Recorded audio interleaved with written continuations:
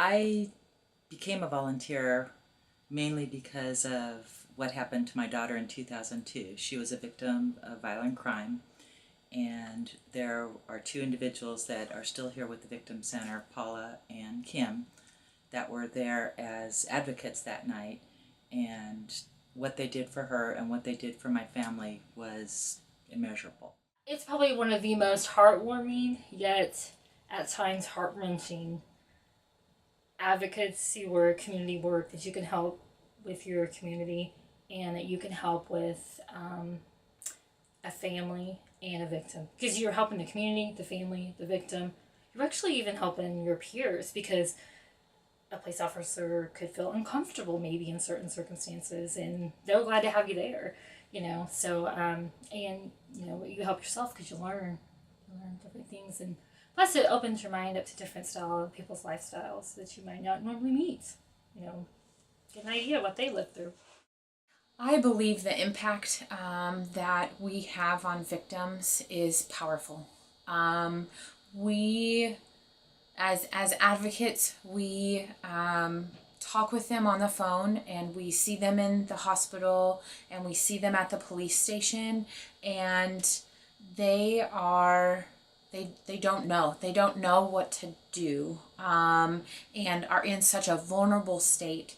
And so to come in and be a complete stranger, who then is providing compassion and empathy and positive outlook, and then resources, and helps that individual troubleshoot or look at the different ways in which then they can receive services, or go about moving on from that moment in time when they experience something incredibly traumatic, is just really powerful. If we do an ex parte and you help them complete that form, it's empowering for them. And so, even though I'm just sitting across the table and I ask the victim to explain the situation to me, why are you applying for this ex parte? And then as we go through the form and she's writing down this information, it's amazing by the time you get through all these pages and pages that it truly empowers her or him.